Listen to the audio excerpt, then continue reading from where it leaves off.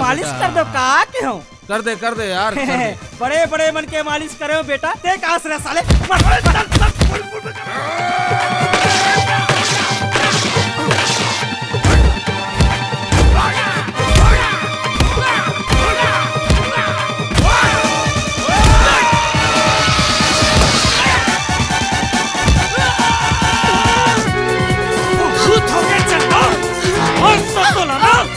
दुनिया में मुंह दिखाएगा लाइट नहीं छोड़ तोला।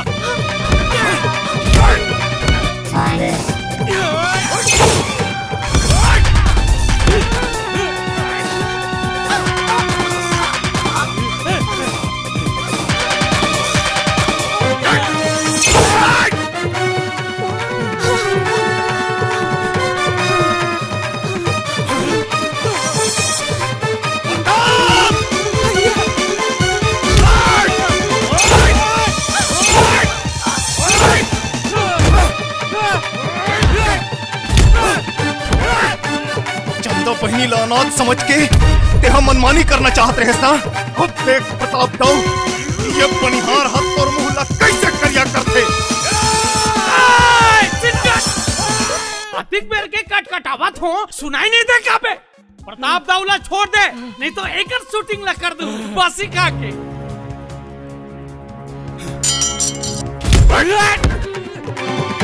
राधाला छोड़ दे, छोड़ राधाला।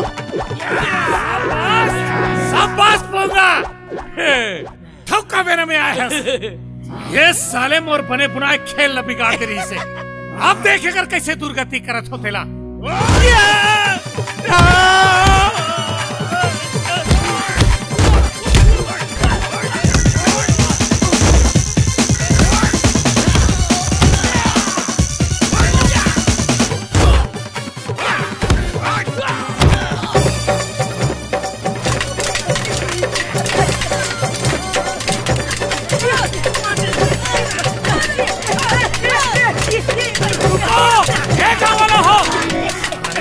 का करत हो? अरे ये वही किसान है ये तुम्हें पैसा रखा है। ये बेईमान है, ये दोगला है। दोगला तो तय हंस प्रताप दाऊ, बेईमान तय हंस, गद्दार तय हंस। और मुरमितान तो देवता है देवता। कुकुर के यात्री आते ना सूरज तो छानिम चढ़ के भूखते। अरे तोरो यात्री है जो गांव लौट के आया है। यात्री तो तोरा है प्रताप दाऊ, तय का सोचे रहे मैं तोर बनाए मेकरा के जाला में फंदा जाऊं। दोनों मितान मिलके गांव वाला मन के मेहनत के कमाई लखाए हो। अरे बता गांव वाला मन के पैसा कहाँ है तेला? हाँ बता कहाँ है गांव वाले का पैसा? कैसे बोलती बात? मोर गांव वाले मन के पैसा मोर कर है प्रताप दाऊ। वो बैग माँ और जत का मोर मितान है वादा करे रही ओखरोले ज्यादा धर के लाने हो। ये देख ये पैसा मोर मितान के त्याग तपस्या और भरोसा के पैसा है। मोर चंदा के देवा एहसास के पैसा है। जम्मो गांव वाला मन के विश्वास के पैसा है। तो रसन पापी कनो है प्रताप दाऊ। बोला तो रे सूरज।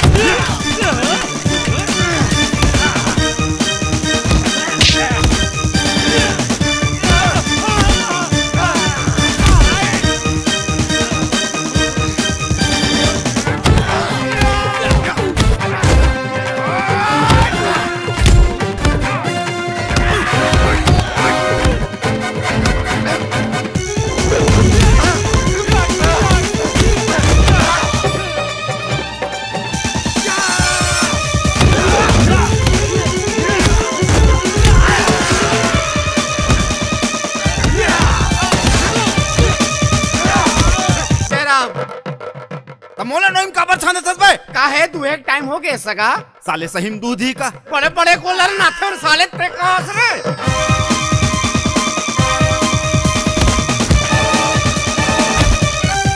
काट दे दूंगा, काट दे साला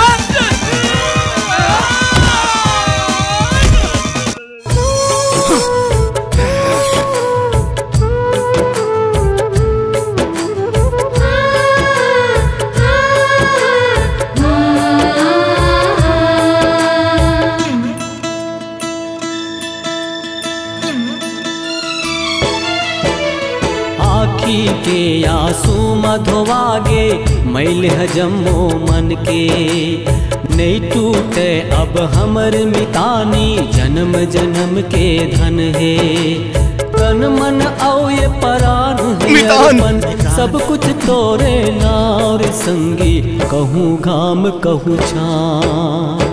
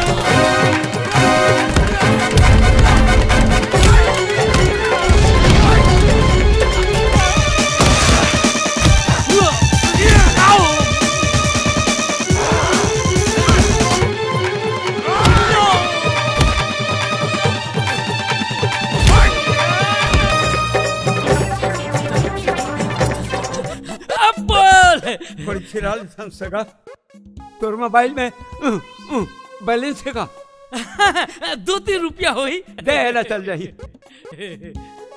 हेलो सगा गेरवा धर के आओ गरबा मना के घर तोर मोबाइल हाओ हाओ